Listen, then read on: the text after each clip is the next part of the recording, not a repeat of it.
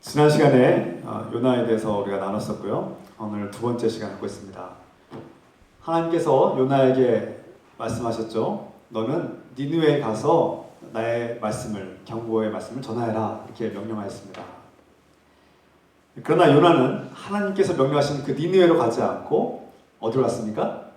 다시스. 하나님께서 명령하신 곳이 아니라 반대 방향으로 다시스라는 곳, 오늘날 스페인이라는 그 지역을 향해서 배를 타고 도망쳤다, 그렇게 말씀했습니다. 배가 다시스를 향하여서 이렇게 항해하는 중에 큰 태풍이 덮쳤고, 이 태풍으로 인해서 배는 산산조각 날 것 같았고 침몰의 위기에 처했습니다. 이제 배에 탄 모든 사람들이 다 함께 죽을 위기에 처한 것이죠. 거칠게 요동하는 배에서 이 와중에도 요나는 배 밑바닥에서 잠을 자고 있었다, 그렇게 성경이 표현하고 있습니다. 4절 말씀에 4절 5절 말씀, 요나가 잠을 자고 있었다. 여러분, 배를 타보신 분들은 알겠지만 이 파도가 한 1.5m만 되고 한 2m만 넘어가도 막 이렇게 출렁출렁하고요. 요즘 아무리 좁은 배도 이렇게 그 출렁거림이 굉장히 큽니다. 막 이리 흔들리고 저리 흔들리고. 그 당시에 배가 아무리 훌륭했어도 이 태풍에 의해서 이렇게 요동이 치는 게 분명했을 텐데, 요나는 그 거친 태풍과 요동하는 배에서도 이 위기를 모른 채 잠을 자고 있었다는 것입니다. 여러분들 가능하시겠습니까? 아무리 무딘 사람이라도 이런 큰 태풍이 오면 잠을 깨게 되고 금세 알아채기 마련입니다. 그런데 어찌된 영문인지 요나는 이 거친 태풍과 요동 속에서도 잠을 자고 있었다는 것입니다. 반면에 밖에서는 선원들이 이 태풍을 이기기 위해서 최선을 다해서 고군분투하고 있음을 성경이 증언하고 묘사하고 있습니다. 하나님을 피하여서 도망치는 요나는 자기 자신에만 집중을 했고 밖에서 무슨 일이 일어나는지 관심이 없었다는 것이죠. 어쩌면 신경 쓰고 싶지 않고 또 외면했을지도 모르겠습니다. 알면서도 모른 채 했을지도 모르겠습니다. 그의 몸과 마음은 모두 둔해졌고 그만큼 침체되었음을 표현하는 상징적인 표현이죠. 그 거칠고 험난한 난리 법동 속에서도 잠을 자고 있다는 것은 보통 무디인 것이 아닙니다. 문제가 있다는 뜻이죠. 그의 몸과 마음, 영혼에 문제가 생겼다는 것을 알려주고 있는 것입니다. 하나님을 피하여서 도망치는 요나의 마음과 영적 상태는 침체되고 암울했다는 것을 우리가 알 수 있다는 것이죠. 요나가 아무리 하나님을 거역하고 또 니느웨를 향해서 혐오하고 경멸한 마음이 있었지만 요나의 마음이 편했을 리는 없습니다. 하나님께서 니느웨로 가라고 했는데 그 즐거운 마음으로 기쁘게 그 반대 방향으로 가진 않았을 것 같아요. 그에게도 찔림이 있었고, 내가 하나님께서 명령하신 니느웨로 가지 않는 것에 대해서 불편한 마음이 있었을 것이고, 그의 마음은 침체되고 있었다는 것을 잠이 들었다고 그렇게 이해할 수 있습니다. 요나의 마음속에는 니느웨를 향해서 적대하는 마음, 경멸하는 마음이 있었다고 지난 시간에 우리가 충분히 나눴죠. 왜 그런지. 그리고 그 안에는 세상과 단절된 모습이 오늘 잘 드러나 있습니다. 잠들어 있었다. 요나가 잠들어 있었다는 이 표현, 이 특징은 영적인 침체를 가리킨다고 볼 수 있습니다. 영적 침체에 빠지면 어떤 일이 펼쳐질까요? 우선 자기 중심적이 될 수밖에 없습니다. 세상과 외부와의 소통을 단절하고 오직 내 생각, 나에게만 집중하고 자기 영민과 자기 애착에 빠지고 다른 사람들과 관계가 단절된 것이죠. 가장 먼저 하나님과의 관계가 단절되고 또 다른 사람들과의 관계도 단절되고 또 지금 일어나고 있는 현실을 제대로 인정하지 못하고 인식하지 못하고 잘못된 방식으로 그렇게 대처하게 된다는 것을 알게 됩니다. 영적 침체에 빠진 사람들은 현실의 위기 상황을 제대로 인식하지 못하는 것을 우리가 알 수 있죠. 지금 목숨이 달려있는 그런 위기 상황 속에서 생사의 갈림길에서 여차하면 지금 이 태풍에 이 배가 침몰할지 모르는 그런 상황에서도 잠을 잔다는 것은 현실을 제대로 인식하지 못하고 있는 영적 상태를 알려주는 것이죠. 지금 이 세계는 엄청난 변화가 일어나고 있고 빠른 문화의 흐름과 그런 빠른 변화가 일어나고 있는데 그것에 대해서 무관심한 것처럼 나는 모르는 일처럼 나와 아무 상관이 없는 것처럼 대처하는 것, 이것도 잠들어 있는 거 아닐까요? 지금 현실 상황은 위기인데 우리는 괜찮다라고 생각하는 것. 영적 침체에 빠진 사람들을 보면은 분명히 위기 상황인데 저 사람은 사람들과 관계 속에서도 위기이고 영적으로 정신적으로도 건강하지 않고 위기인데 마치 의사가 우리 몸을 이렇게 진단해 보면 검사하고 진단하고 이렇게 살펴보면 이 사람이 건강한지 아니면 어디 아픈지 알 수 있잖아요. 여러 가지 검사하고 또 살펴보고 또 대화를 통해서 이 사람이 어디가 아프고 어디가 고통이 있고 문제가 있는지를 발견해냅니다. 하나님께서도 우리가 어디가 아프고 어디가 고통이 있고 어디가 문제가 있는지를 금방 아시죠. 우리 영혼을 아신다는 거예요. 근데 이 영적 침체에 빠진 사람들은 나는 아무 문제 없어. 실제로 어떤 정말 제가 볼 때는 참 어려운 심각한 위기에 빠져 있는 교회가 있는데 영적으로 참 어둡고 사람들이 서로 계속 분열하고 서로 다투고 미워하고 서로 존중하지 않고 함부로 대하고 관계가 잘 이루어지지 않고 사랑과 섬김이 보이지 않고 나타나지 않고 그런 신앙에 대한 확신과 믿음에 대한 어떤 고백도 없는 그런 공동체, 정말 불안하고 위기에 처한 교회를 봅니다. 그런데도 불구하고 그 교인들은 나는 아무 문제 없어. 우리는 끄떡 없어. 우리는 아무 어려움이 없다라고 그렇게 말하는 교인도 있어요. 어쩌면 그게 믿음인지 모르겠습니다만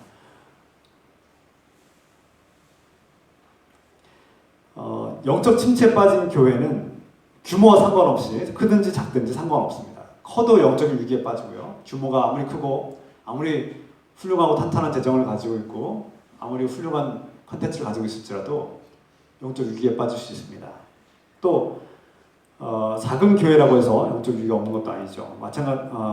중요한 것은 이 태풍처럼 몰아붙이는 어떤 위기와 또 세상의 변화와 그런 흐름들을 애써 외면하거나 무시하거나 거부할 때 문제가 생긴다는 것입니다. 우리가 그것을 무시하고 부정한다고 해서 그것이 없는 것이 아닙니다. 그 태풍은 우리를 집어삼키려고 몰아붙이는 것이죠. 잠들어서 그것을 모르고 그것이 무엇인지도 모른 채 그냥 잠들어 있다고 해서 해결되는 게 아니라는 거예요. 어떻게 해야 합니까? 영적 침체에서 벗어나야 되죠. 잠에서 깨어나야 합니다. 이 영적 침체의 원인은 요단서에서 말씀하는 것처럼 하나님과의 관계에 문제가 생겼을 때, 하나님과의 관계 속에서 피하여 도망칠 때 문제가 생겼다는 겁니다. 요나가 하나님의 말씀에 불순종하고 다시스를 향하여 나아갈 때 이런 큰 위기가 닥쳐왔고 영적 침체에 빠진 것이죠. 그러므로 영적 침체에서 벗어나려면 하나님과의 관계를 회복하는 것이 가장 먼저입니다.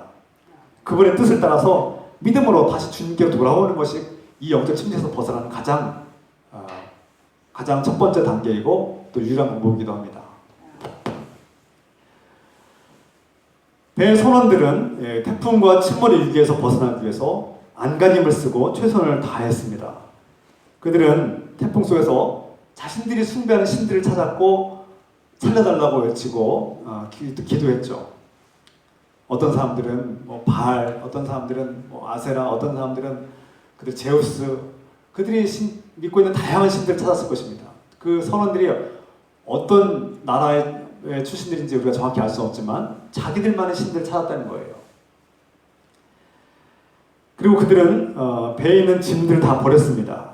배를 가볍게 하고 이 태풍을 이기기 위해서 최선을 다했다는 것이죠. 그러나 그들이 숭배하던 신들도 그들을 도와주지 않았고, 그들이 인간적으로 모든 경험과 지혜를 살려서 그 항해를 주도했지만 결국 아무런 소용이 없었다는 것입니다.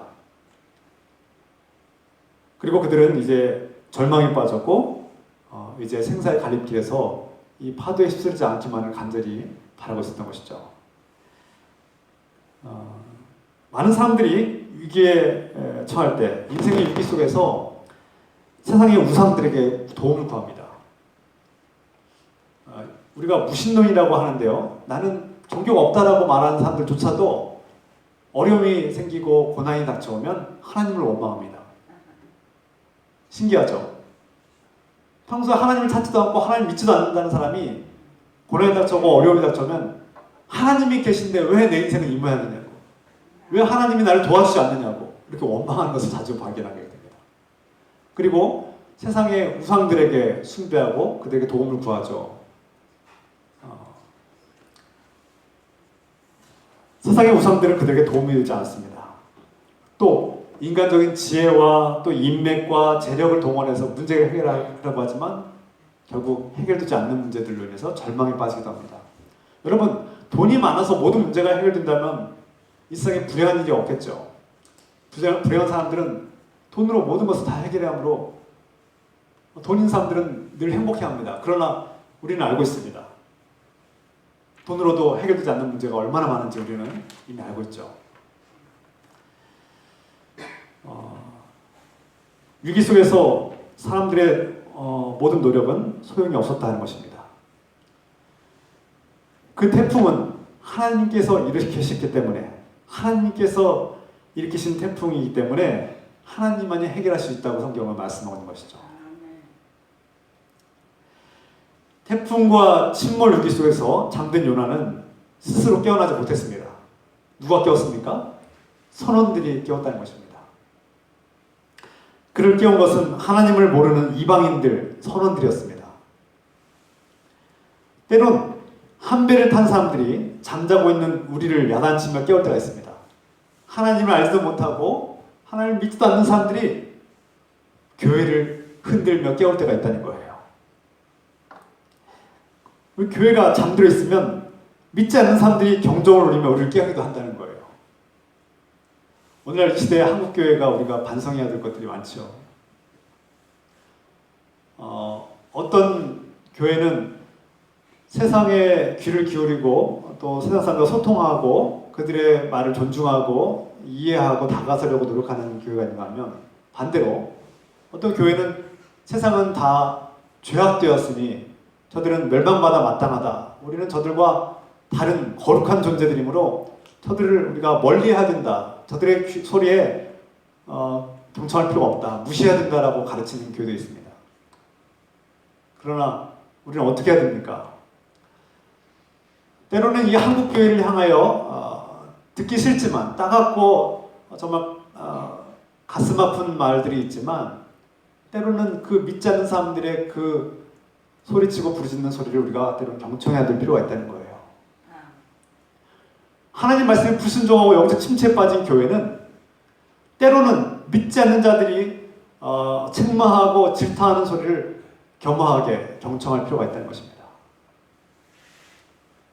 우리 교회가 세상과 단절되고 너희는 거룩하지 않은 족속들이야, 우리는 거룩한 백성이야, 너희와는 우리 상종을 하지 않겠다는 그런 배타적인 태도 말고, 저들이 무엇 때문에 교회를 어려워하는가, 무엇 때문에 교회 공동체를 외면하는가, 저들이 교회에 성큼 다가오지 못하는 이유가 무엇인가를 우리가 경청해야 된다는 것이죠.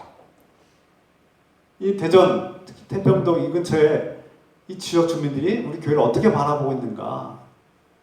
물론 말도 안 되는 어떤 그런 시비를 거는 사람들도 간혹 있지만, 또는 때로는 일리가 있는 그런 책망들과 비판들을 우리가 경청하고 겸허하게 받아들일 필요가 있다는 것입니다.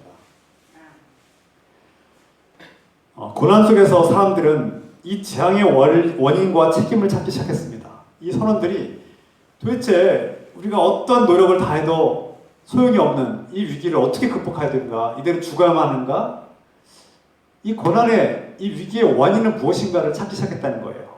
그러다가 잠들어 있는 요나를 발견한 것입니다. 너는 도대체 뭐 하는 사람이냐? 이 거치고 험난한 태풍 속에서 어떻게 잠을 자고 있느냐? 빨리 깨어나라고 외치죠.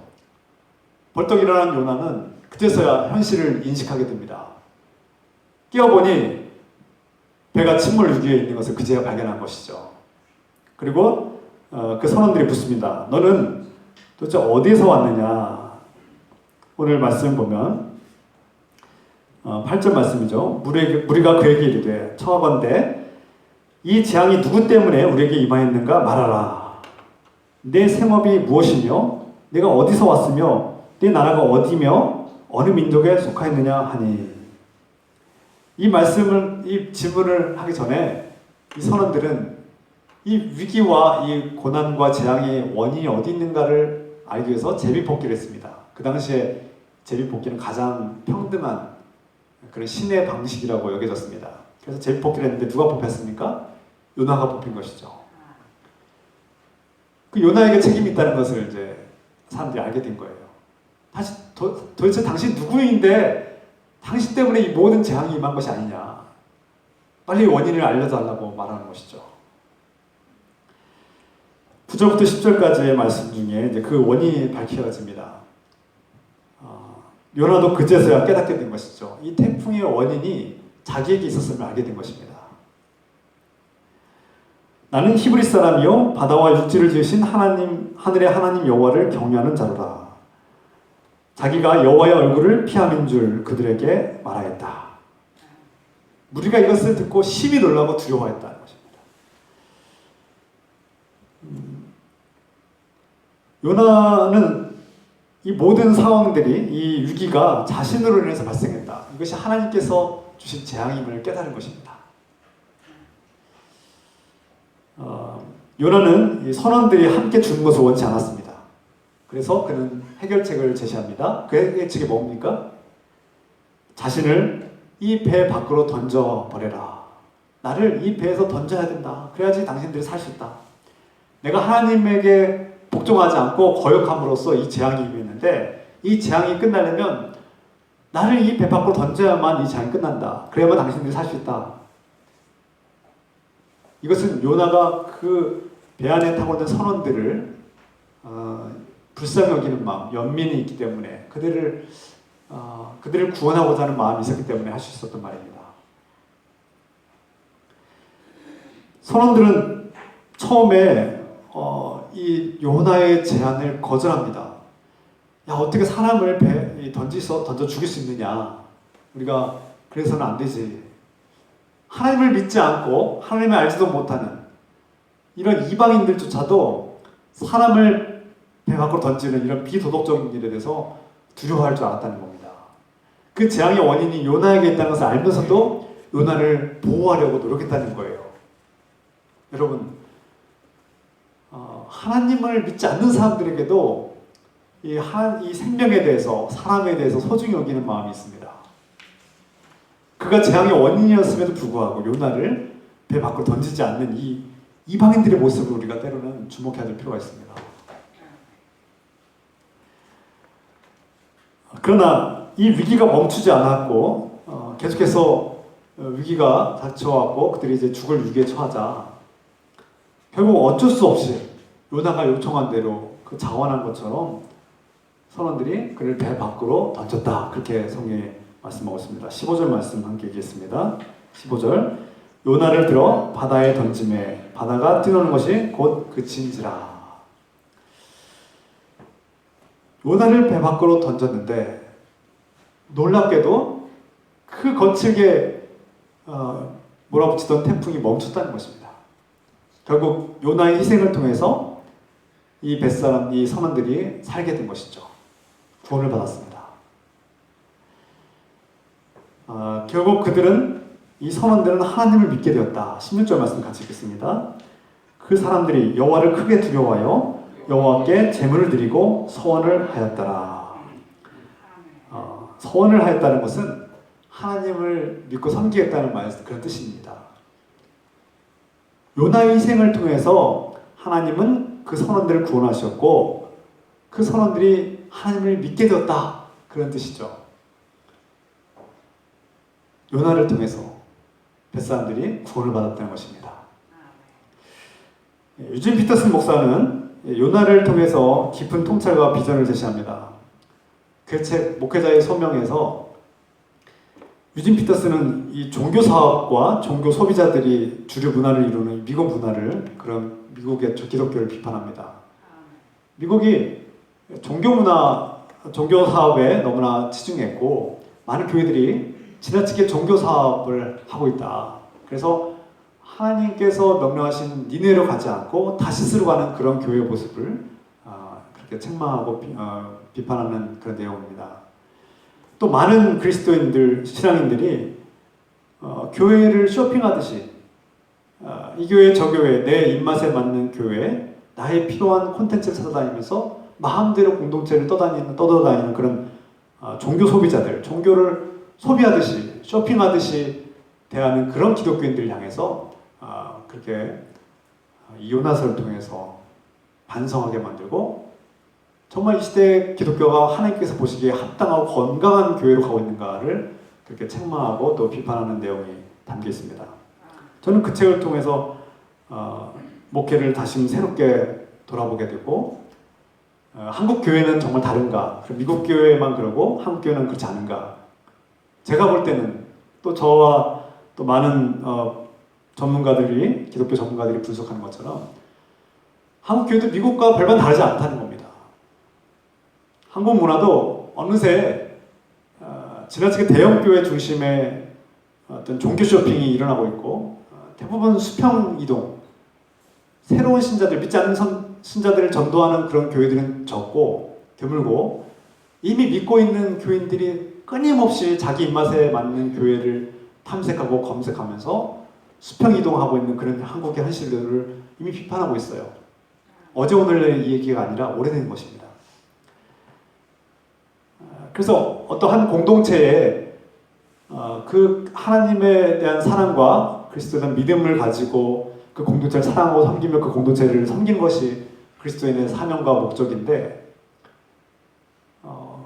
그런 그리스도의 십자가의 헌신과 희생은 어느새 약해지고, 사람들이 자기 중심에, 자기 이기적인 자기 애착과 그런 삶에 집착한 나머지 공동체가 아닌 자기 만족과 자기의 어떤 종교적 만족을 위해서 끊임없이 교회를 떠도는 그런 현상들이 일어나고 있다는 거예요. 이것은 심각한 문제라는 것입니다. 교회와 공동체와 선교를 급격하게 추락시키고 약하게 만든 요인이 되고 있다는 것이죠. 이것은 매우 날카로운 지적입니다. 우리가 겸허하게 받아들이고 반성해야 될 부분이죠. 그래서 유진 피터슨의 그 목사님의 표현처럼 요나가 배 밖으로 던져졌을 때 그 종교라는 배, 종교 사업가의 그 성공으로 가는, 다시스를 향해서 가는 요나가 종교 사업가로서의 성공과 비전과 야망에 배에서 던져졌을 때 비로소 그때서야 이제 하나님의 역사가 다시 또 시작되지 않습니까? 우리 이 종교라는 배, 기독교라는 배가 다시스로 향하여 가고 있는 그런 종교의 사업가의 배가 아닌 길, 우리가 기도하고 반성하고 다시금 니네로 돌아가자는 그런 말씀입니다.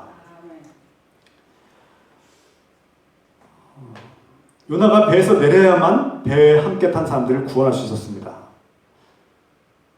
하나님의 사람들이 때로는 배에서 던져져야만 많은 사람들을 구원할 수 있다는 뜻입니다. 종교 사업을 내려놓고 그만두는 일, 또 종교 쇼핑을 멈추는 성도들, 교인들이 종교 쇼핑을 멈추는 일, 또 세상의 성공주의를 내려놓아야만 하는 그런 일들을 해야만, 그것이 그 종교라는 종교 사업의 배에서 던져지는 것과 같다는 것입니다. 요나가 이방인 선원들이 재앙을 당하여 죽는 것을 불쌍히 여길 때, 자기 희생이 발로했을 때, 그때 많은 사람들을 구원하고 그 선원들을 구원한 것처럼 마찬가지입니다. 우리가 다시스로 가는 배에서 내려야만, 하나님께 순종해야만 많은 사람들을 구원할 수 있다는 것입니다. 우리 늘기쁨교회가 오로지 성장주의에만 몰두하고 성장하지 못하면 마치 실패한 패배한 교회처럼 그렇게 침체되는 그런 것이 아니라 규모와 상관없이 우리가 정말 하나님과 온전한 관계를 맺고 하나님 말씀에 순종하고 있는가를 돌아봐야 된다는 뜻입니다. 아무리 크고 화려하고 아름답고 멋진 교회일지라도 다시스로 가고 있다면 하나님께서 기뻐하지 않는다는 거예요. 비록 경력도 단절되고 세상이 알아주지 않고 때로는 초라하고 그렇게 성공과는 거리가 먼 곳이, 그거 니느웨로 가는 것이 바로 그런 곳인데, 그곳으로 가는 길이 비록 험하고 나에게는 큰 메리트가, 어떤 큰 매력이 없을지라도 그곳에 하나님께서 기뻐하시는 순종함이 있고 하나님께서 기뻐하시는 뜻이 있다는 거예요. 우리가 하나님을 믿지 않는 이방인들을 불쌍히 여기는 마음, 또 그들을 구원하기 위해서 우리가 배 밖으로 던져짐을 당해야 되는 그러한 삶이 우리에게 있기를 소망합니다. 요나는 바다에 던져졌습니다. 그때 하나님께서 큰 물고기를 보내서 요나를 삼키게 했습니다. 얼마나 큰 물고기인지는 우리가 상상해 봅시다. 사람을 삼켰는데 놀라운 방식으로 하나님께서 그를 예비하셨다는 것입니다. 그가 바다에서 큰 물고기에 삼킨 바 되었다. 바다에 던져진 요나는 물고기 뱃속에 갇혀 있었다고 성경에 그렇게 증언하고 있죠. 17절 말씀 같이 읽겠습니다. 여호와께서 이미 큰 물고기를 예비하사 요나를 삼키게 하셨으므로 요나가 밤낮 3일을 물고기 뱃속에 있으니라. 물고기 뱃속은 무엇을 상징합니까? 다시스, 곧 세상의 성공으로 가던 요나의 계획은 실패했다는 것을 의미하죠. 바다에 던져졌다는 것은 이미 그의 계획이 물거품이 됐다는 것입니다. 끝났다는 것이죠.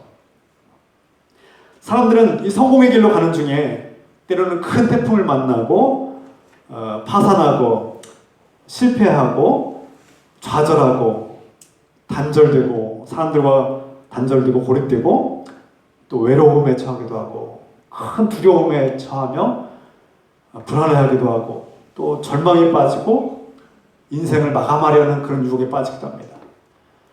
때로는 그것이 큰 죄책감으로 다가와서 내가 과거에 지은 죄 때문에 내가 이 큰 재앙을 당하고 있다는 그런 죄책감 때문에 견딜 수 없는 고통을 겪기도 하고요.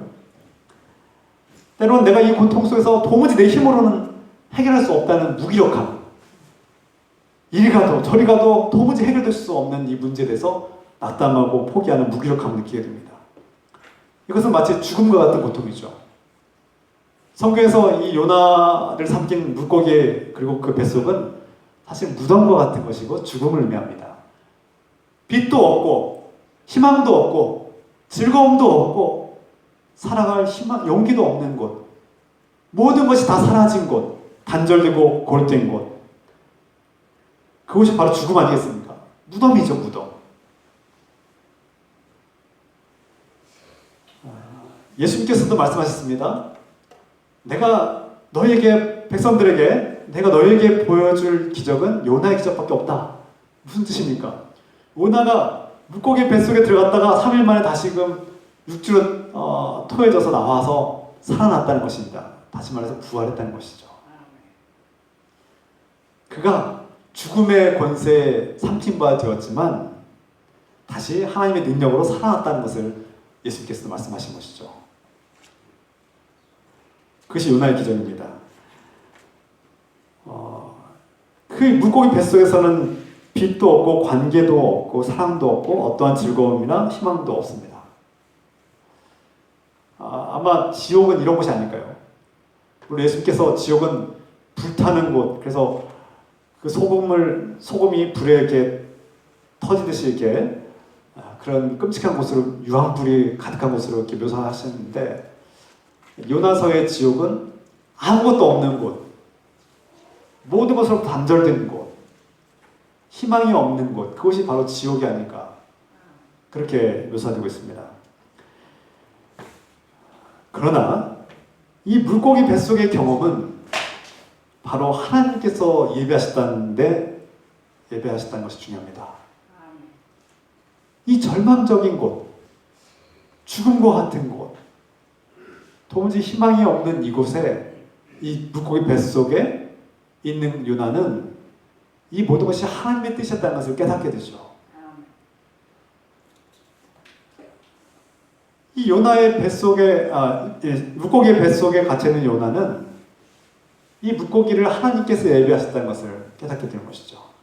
다시 말해서 우리가 세상에서 실패하고 다시스로 가려고 했던 내 계획이 무거품이 되어서 바다에 던져지고 죽음과 같은 고통을 경험할 때 그 절망 속에서도 하나님은 우리를 버리지 않고 우리와 함께 하신다는 뜻입니다. 인생이 끝난 것 같고 도무지 내가 살아갈 용기와 가치가 느껴지지 않을 때, 내 인생에 너무나 큰 무거움과 무게와 또 피곤함과 고통이 나를 짓누를 때, 내 인생의 죄책감 때문에 내가 도무지 살아갈 희망을 얻지 못할 때, 주님께서는 그럼에도 불구하고 우리를 포기하지 않고 우리와 함께 하신다는 사실을 우리에게 보여주고 있습니다. 여러분, 우리 인생은 결코 끝나지 않습니다. 우리의 사업이 실패하고, 우리가 직장을 잃어버리고, 우리가 파산의 위기에 처하고, 또 건강을 잃어버리고, 사람들이 다 나를 외면하고 떠난 것 같은 그런 상황이 펼쳐질지라도 하나님은 저 여러분들 포기하지 않는다는 것입니다. 하나님은 결코 우리를 포기하지 않고 있는 모습 그대로 사랑하시며 우리와 함께 하신다는 뜻입니다. 요나의 삶은 끝나지 않았습니다. 그는 죽은 것 같지만 죽지 않았습니다. 하나님은 물고기 뱃속, 곧 어두운 절망과 죽음 같은 고통 속에 있는 요나와 함께 하셨기 때문이죠. 자, 오늘 말씀을 이제 마무리합니다. 오늘 말씀을 통해서 하나님의 가르침을 배우고 우리를 깨닫게 됩니다. 때로는 하나님을 모르는 사람들조차도 영적 침체에 빠진 하나님의 사람들 향해서 경고하셨다는 거예요. 잠들었던 요나, 영적 침체에 빠졌던 요나를 깨운 것은 바로 하나님을 알지 못하는 이방인들, 그 선원들이었고 그들이 잠든 요나를 깨웠다는 것입니다. 이를 통해서 우리가 때로는 잠든 교회를 세상이 깨울 때가 있다는 거예요. 우리가 하나님의 사명을 받고도 그것을 온전히 감당하지 못하고 불순종하고 세상의 야망을 품고 성공주의와 오직 그 성장주의로만 빠져서 잘못된 다시스로 가고 있을 때 세상은 우리를 깨운다는 것입니다. 너는 지금 잠잘 때가 아니야. 너는 지금 깨어야 된다고 외친다는 것입니다. 때로는 믿지 않는 자들의 책망과 질타를 우리가 낼 필요가 있다는 것입니다. 우리가 혹시 잠들었다면 깨어야 합니다. 영적 침체에서 벗어나기 위해서 믿음으로 깨어납시다. 우리가 정말 다시스로 가고 있는지 아니면 니느웨로 가고 있는지 깨어서 봐야 된다는 겁니다. 요나가 잠에서 깨었을 때 그제서야 태풍이 그를 집어삼키려고 한다는 것을 알았습니다. 그리고 그 모든 원인이, 그 재앙의 원인이 자기에게 있었음을, 하나님의 얼굴을 피하여 도망치는 요나에게, 불순종한 요나에게 그 모든 재앙의 원인이 있었음을 깨달았다는 거예요. 이 침체의 원인이, 이 불행의 원인이 결국 나에게 있었다는 것을 깨닫는 것이 가장 먼저 해야 될 일입니다. 각성이죠. 이 고난이 내 죄악으로부터 발로된 것이 아닌가. 물론 여러분, 예수 그리스도로 인해서 우리 죄악은 다 용서를 받았습니다. 주님께서 더 이상 과거의 죄를 우리 묻지 않아요. 과거의 죄 때문에 죄책감 갖지 마세요. 예수 그리스도로 인해서 이 과거의 죄가 다 용서를 받았고 우리는 새롭게 거듭나고 창조된 새로운 인물들입니다.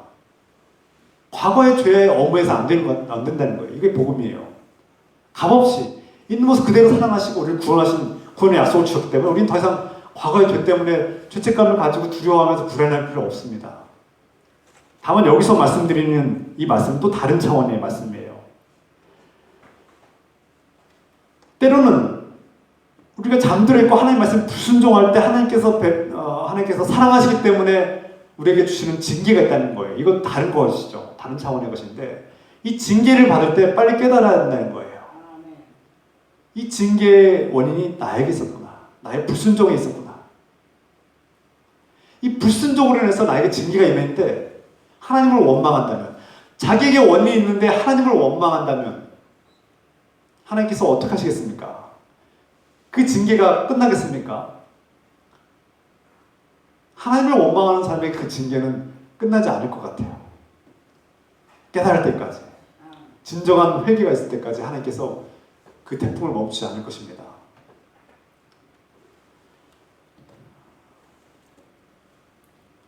다시스로 가려던 자아를 우리가 바다에 던져야 합니다. 요나처럼 요나가 다시스로 가는 배에서 자신을 스스로 던진 것처럼 우리가 탄 배에서 그 배가 성공으로 가는 배든 나의 야망과 욕심을 향해서 가는 배든 어떤 배든지 간에 그 배에서 뛰어내려야 된다는 거예요. 왜 뛰어내립니까? 이 배를 함께 타고 가는 사람들이 함께 멸망당하지 않기 위해서. 믿지 않는 자들이 예수 그리스도를 만날 수 있도록 우리가 희생해야 된다는 뜻이에요. 이 희생이라는 것이 좀 지혜롭게 해석할 필요가 있습니다. 희생이 무조건 참고 무조건 당하기만 하는 것이냐? 그것은 아닙니다만 우리 그리스도인들이 이 현대 문화를 이해하고 지혜롭게 대처해야 될 필요가 있죠. 각자의 주어진 자리에서 우리가 지혜를 발휘합시다. 하나님께서 주님 지혜를 주십시오. 제가 이 문제를 해결할 수 있는 이 껄끄러운 관계를, 이 당혹스러운 어려움을 해결할 수 있는 지혜를 주십시오라고 기도합시다. 그리고 우리를 통해서 믿지 않는, 하나님을 믿지 않고 하나님을 모르는 자들이 하나님이 살아계시구나, 하나님 진짜 구원자시구나 라는 것을 깨달을 수 있도록 우리가 그들에게 배 밖으로 던져짐을 당하는 그런 희생을 우리가 각오해야 된다는 것입니다. 이런 희생 없이 어떻게 선원들을 구원할 수 있겠습니까? 우리 늘기쁨 교회가 이 지역, 나가서 이 대전이라는 도시에서 어떠한 희생을 해야 되는가, 어떻게 해야 우리가 많은 사람들의 구원의 길로 인도하시는가를 우리가 끊임없이 주님께 지혜를 구하고 기도해야 된다는 뜻이죠. 끝으로 때론 물고기 뱃속에 들어가는 것처럼 인생에 큰 태풍이 임하고 때론 물속에 빠질 것처럼 죽은 것 같은 고통에 임할 때가 있다는 것이죠.